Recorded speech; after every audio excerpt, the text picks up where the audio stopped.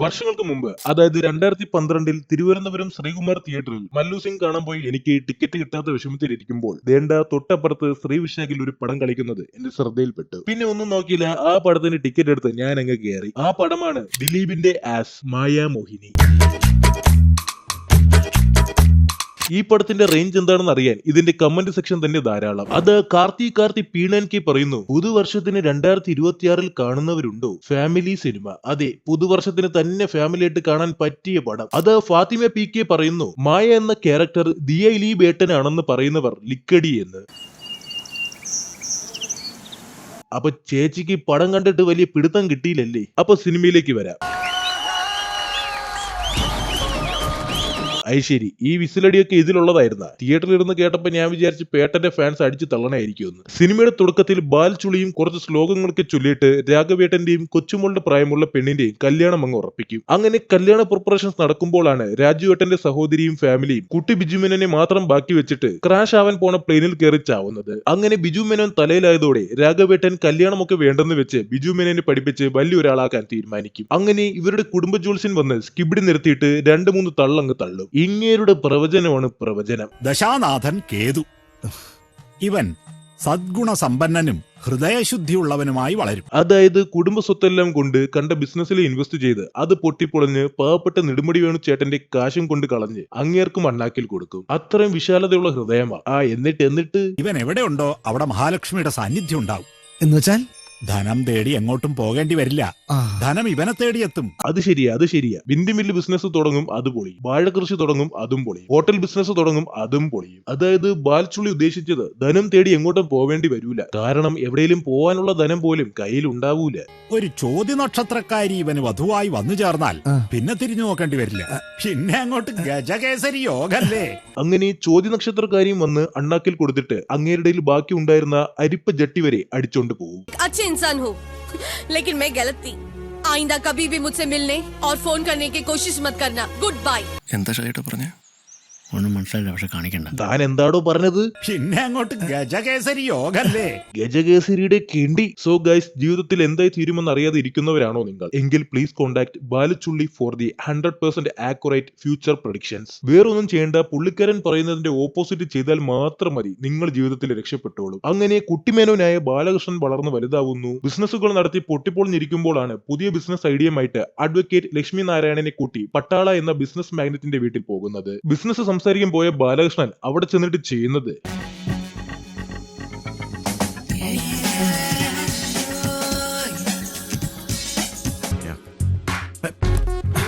നിനക്കത്ര ഒരുമാതിരി പെണ്ണുങ്ങളെ കാണാത്ത ഋഷിസംഗിന്റെ മുഖഭാവം. ചുമ്മാ അല്ല, ഇവന്റെ ബിസിനസ് ഒക്കെ പൊട്ടി പൊളിയണം. അപ്പൊ പട്ടാള പറയും, അങ്ങേർക്ക് പോറ്റിയുടെ സ്ഥലത്ത് ഒരു ഷോപ്പിംഗ് കോംപ്ലക്സ് പണിയണം, അതുകൊണ്ട് ആ സ്ഥലം ഒന്ന് ഡീലാക്കി തരാൻ. അങ്ങനെ പോറ്റിയെ കേറ്റിയെ സ്ഥലം കച്ചവടമാക്കിയേ. മണ്ടൻ പോറ്റി ആധാരമൊക്കെ എഴുതി ഒപ്പിട്ട് കൊടുത്തിട്ട് പണം മേടിക്കാതെ അത് നിങ്ങൾ തന്നെ വെച്ചോളൂ, ഞാൻ സൗകര്യം പോലെ വന്ന് വാങ്ങിച്ചോളാം എന്ന് പറയും. ആ ഗ്യാപ്പിൽ അവർ രണ്ടുപേരും ആ 3 കോടി എടുത്ത് ഒരു ബിസിനസ്സിലങ്ങ് ഇടും. ബാലകൃഷ്ണന് ഗജകേസരി യോഗമായോണ്ട് അതും പൊളിയും. പൊളിഞ്ഞത് വേറൊന്നും കൊണ്ടല്ല, ബാലകൃഷ്ണൻ ബിസിനസിനേക്കാൾ കൂടുതൽ ഫോക്കസ് ചെയ്തത് ദേ ഇവിടെയായിരുന്നു. 5 ഇരട്ടിയാക്കാൻ അല്ലടാ ബാലകൃഷ്ണ.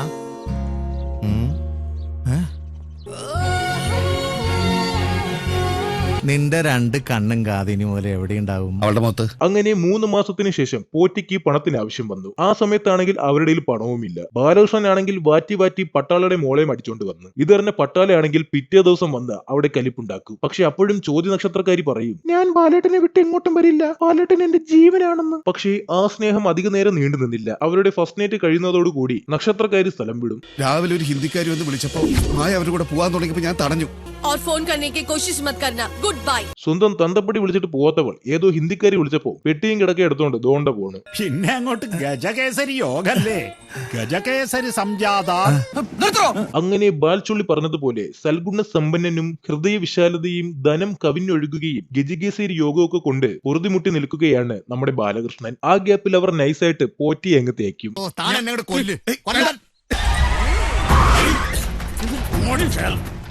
ഇനി നമ്മള് പറഞ്ഞാലേ ബെൻസോട് തിരുമേനെ പുറത്തു വിടും. അങ്ങനെ പോറ്റിയുടെ സ്ഥലവും പോയി പണവും പോയി. വല്ല കാര്യം ഉണ്ടായിരുന്ന. ആ ടൈമിലാണ് ബാലകൃഷ്ണന്റെ വല്യമ്മാവൻ വിളിച്ചു പറയുന്നത് അവർ കല്യാണം കൂടാൻ അങ്ങ് വരുന്നുണ്ടെന്ന്. വന്ന ഉടൻ തന്നെ അമ്മാവന്റെ സ്വത്തത്രയും ബാലകൃഷ്ണൻ എഴുതി തരാമെന്ന്. പക്ഷെ എന്ത് ചെയ്യാൻ, ഇപ്പോഴാണെങ്കിൽ അവരുടെ കയ്യിൽ പെണ്ണുമില്ല. അങ്ങനെ അഡ്വക്കേറ്റ് ലക്ഷ്മിക്കുട്ടി ബാലകൃഷ്ണന് അതും ഒപ്പിച്ചു കൊടുക്കും. തൽക്കാലം നിന്റെ ഭാര്യയായിട്ട് ഒരു നാടകക്കാരി എടുത്താലോ? പറഞ്ഞോളൂ, എന്ത് വേണമെങ്കിലും ഞാൻ ചെയ്യാം. ഒരു നടി ഒന്ന് അഡ്ജസ്റ്റ് ചെയ്ത.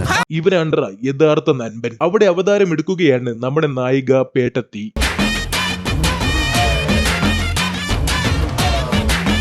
സംഭവം എന്താന്ന് വെച്ചാൽ പേട്ടത്തി പേട്ടനായിരിക്കുന്ന സമയത്ത് പട്ടാളയുടെ ഒരു ജോലിക്കാരനായിരുന്നു. പേട്ടന്റെ ജോലിയോടുള്ള ആത്മാർത്ഥത കൊണ്ട് കമ്പനി അങ്ങ് കയറി അങ്ങ് വളരും. പക്ഷേ അത് പട്ടാളക്ക് ഇഷ്ടപ്പെടൂല. അതുകൊണ്ട് കമ്പനി വളർത്താൻ സഹായിച്ച പേട്ടനെ ഒരു കള്ളക്കേസിൽ കുടുക്കിയിട്ട് അവർ അകത്താക്കും. ആ പേട്ടന്റെ ഡാഡിയാണ് പോറ്റി. ആ കേസിൽ നിന്ന് മകനെ രക്ഷിക്കാനുള്ള പണം കൊണ്ടാണ് ബാലകൃഷ്ണനും ലക്ഷ്മിക്കുട്ടിയും ഗജകേസരി യോഗം കിട്ടാൻ ബിസിനസ്സിൽ കൊണ്ടിട്ട് നശിപ്പിച്ചത്. അങ്ങനെയാണ് പേട്ടൻ പോലീസുകാരനായ മണ്ടൻ രാഘവന്റെ അടുത്തു നിന്നും അതിവിദഗ്ധമായി രക്ഷപ്പെട്ട് കറക്റ്റായിട്ട് പെൺവേഷം കിട്ടുന്നതും കറക്റ്റായിട്ട് ബാലകൃഷ്ണന്റെ ഭാര്യയായിട്ട് പോകുന്നതും. ഇതിനുശേഷം പേട്ടനാണ് സ്ക്രിപ്റ്റ് എഴുതിയതെന്ന് തോന്നുന്നു. കാരണം ഇജാതി വളിച്ച കോമഡികളാ പിന്നീട്.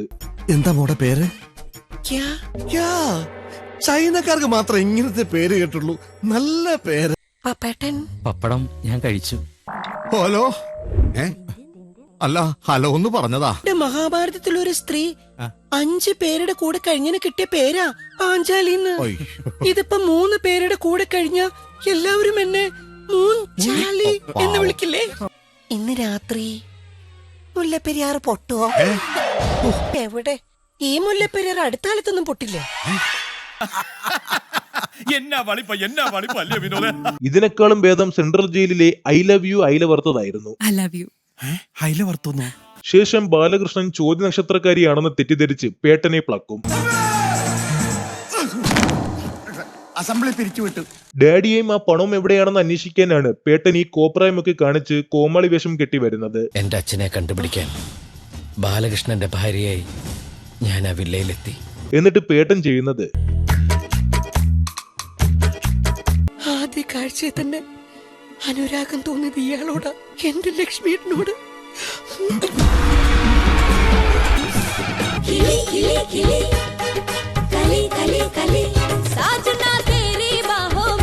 അച്ഛനെ രക്ഷിക്കുന്നതൊഴിച്ച് ബാക്കി എല്ലാം മോഹിനിക്കുട്ടി ചെയ്യുന്നുണ്ട്.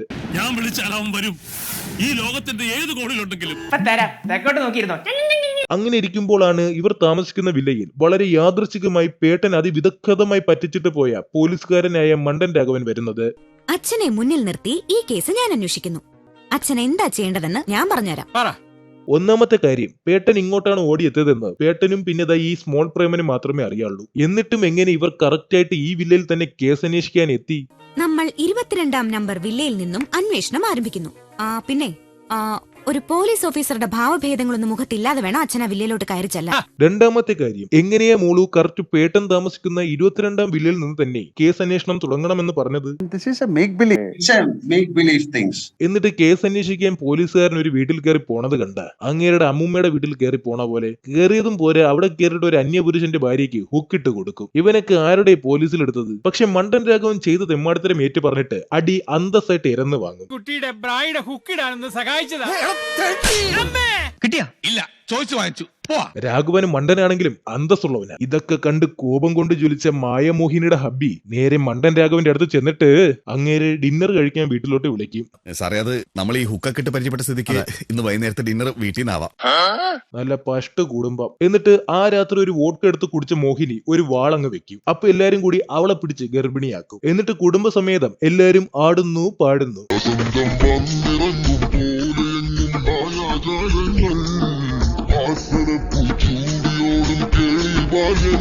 വയറ്റിന്റെ ഉള്ളിലെ കൊച്ചിന്റെ തന്ത ആരാണെന്ന് ഇതുവരെ കണ്ടുപിടിച്ചിട്ടില്ല.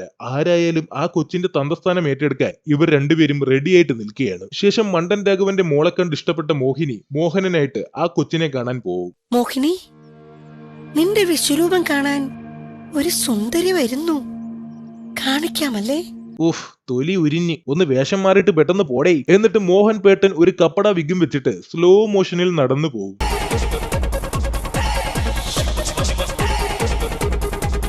അതും ബിജുമേനന്റെ ഫ്രണ്ടിൽ കൂടെ. ഈ പോഴത്തരൊക്കെ ആരുടെ എഴുതി പിടിപ്പിക്കണ? കുറച്ചെങ്കിലും ബുദ്ധിയുള്ളവൻ വേറെ എവിടെയെങ്കിലും ചെന്ന് ഡ്രസ്സ് മാറിയിട്ടല്ലേടേ പോകൂ. സ്വന്തം വീട്ടിൽ അതിക്രമിച്ച് കയറിയ ഒരു അപരിചിതനെ കണ്ട ബാലകൃഷ്ണൻ പറയും, ചോദ്യങ്ങളൊന്നും വേണ്ട. Okay, sorry. അയ്യോ ഇതെന്ത് ന്യായം? എന്നിട്ട് പേട്ടൻ നേരെ പെൺകുട്ടിയെ കണ്ടിട്ട് പൈങ്കിളി അടിക്കാൻ തുടങ്ങും.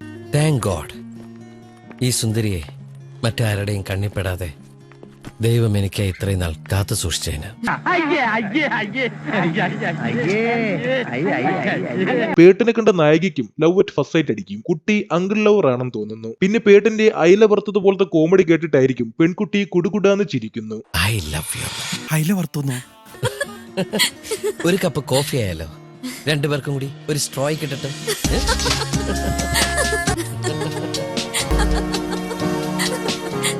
നേരിൽ കാണുമെന്ന് പറഞ്ഞു, കണ്ടു. കണ്ടിട്ട് വെരി ഹാൻസം. പക്ഷേ അതൊരു ട്രാപ്പായിരുന്നു ഗൈസ്. ശരിക്കും പേട്ടൻ പെൺകുട്ടിയെ വളച്ചെടുത്തത് മണ്ടൻ രാഗനോട് തന്റെ നിരപരാധിത്വം തെളിയിക്കാനായിരുന്നു. എന്റെ പൊന്നു വധൂരി, സ്വന്തം തന്തയെ കണ്ടുപിടിക്കാനല്ലേ ഇയാൾ കെട്ടി എഴുന്നള്ളിയത്. ആ ലക്ഷ്മി നാരായണന്റെയും ബാലകൃഷ്ണന്റെയും കൂമ്പിലിട്ട് കുത്തിയാൽ തീരെന്നുള്ള പ്രശ്നമില്ലടേ ഉള്ളൂ. പക്ഷെ പേട്ടൻ ക്ലൈമാക്സ് വരെ അതൊന്നും ചെയ്യൂല. അങ്ങനെ പേട്ടൻ പെൺകുട്ടിയോട് തന്റെ ചരിത്രമെല്ലാം പറയുമ്പോ പെൺകുട്ടിയുടെ കരളലിയും.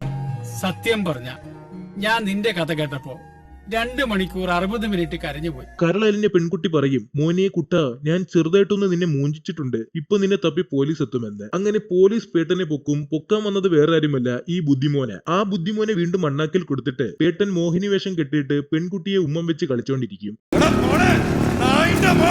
മോഹനകൃഷ്ണ, ഇടയ്ക്കിടയ്ക്ക് സ്വന്തം തന്തയെ കൂടി ഓർക്കാം കേട്ടോ.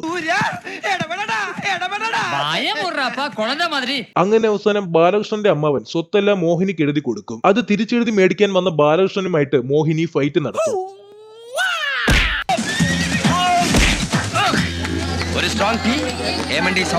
അപ്പോഴേക്കും ബാലകൃഷ്ണൻ തത്ത പറയും പോലെ എല്ലാം മണിമണിയായിട്ട് പറയും, എടാ മരവൂളെ, ഈ ചവിട്ട് നീ വയറും കാണിച്ച് കെട്ടി എഴുന്നള്ളിപ്പോ തന്നെ കൊടുത്തിരുന്നെങ്കിൽ ഈ അവരോധമൊക്കെ നമുക്ക് കാണേണ്ടി വരുമായിരുന്നോടാ. അങ്ങനെ മോഹനകൃഷ്ണൻ ഫൈനലി ഡാഡി പോറ്റിയെ കണ്ടുപിടിക്കും. അപ്പോഴേക്കും അങ്ങേര് ഐസ് കട്ടയായിട്ട് മാറിയിട്ട് വടിയായിട്ടുണ്ടാവും. നന്ദിയുണ്ടേ. എങ്ങനെ വടിയാവാതിരിക്കും? അച്ഛനെ കണ്ടുപിടിക്കാൻ വന്നവൻ അതൊഴിച്ച് ബാക്കി എല്ലാം ചെയ്തിട്ടുണ്ട്. നന്ദിയുണ്ടേ. എന്നിട്ട് പട്ടാളയാണ് ഇതൊക്കെ ചെയ്തതെന്ന് അറിഞ്ഞ പേട്ടൻ വീണ്ടും മോഹിനിയായിട്ട് അങ്ങേരുടെ മുമ്പിൽ പോയി ഐറ്റം ഡാൻസ് കളിക്കും.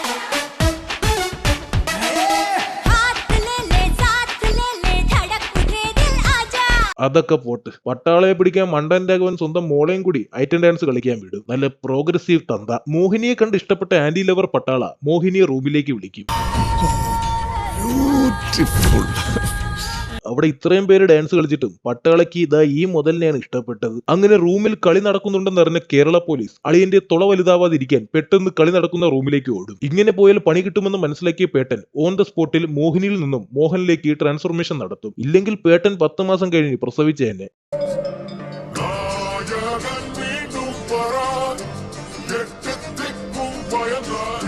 എന്നിട്ട് പേട്ടൻ പട്ടാളയെ തീയിൽ കൂടി ഓട്ടിച്ച് വെടിവെച്ച് കൊല്ലും. ഒരു ഹോട്ടലിന്റെ കാർ പാർക്കിംഗ് ആണ്. ഇവിടെയൊക്കെ ആരുടെ ഇങ്ങനെ തീയിട്ട് കളിക്കണ? ഓരോ വെടിയിലും തീ പാറും. ദേണ്ട കാറൊക്കെ തനിയെ നിന്ന് കത്തണം. ഇതൊക്കെ എന്ത് കിണ്ടി? അതല്ലടാ, അയാളൊന്ന് കുനിഞ്ഞിരുന്നെങ്കിൽ ആ ഉണ്ടയെല്ലാം കൂടെ എന്റെ മണ്ടേ കേരളത്തിലായിരുന്നോടാ മരമണ്ട. ഒന്ന് കൊണ്ടുപോടേ. എന്നിട്ട് അവസാനം അച്ഛൻ ചത്താൽ എന്താ, എനിക്ക് പെണ്ണ് കിട്ടിയല്ലോ എന്ന സന്തോഷത്തിൽ പേട്ടൻ സുഖമായി ജീവിക്കുന്നു. ഈ വീഡിയോ നിങ്ങൾക്ക് ഇഷ്ടമായെങ്കിൽ ഒന്ന് സബ്സ്ക്രൈബ് ചെയ്തൊന്ന് സഹായിക്കൂ ബൈ. പിന്നെ നിങ്ങൾക്ക് ഇതേപോലെ വലിച്ചു കീറണമെന്ന് തോന്നിയിട്ടുള്ള സിനിമകൾ കമന്റിൽ അറിയിച്ചാൽ വരും ദിവസങ്ങളിൽ നമ്മളത് വീഡിയോസ് ആക്കി അപ്ലോഡ് ചെയ്യുന്നതായിരിക്കും.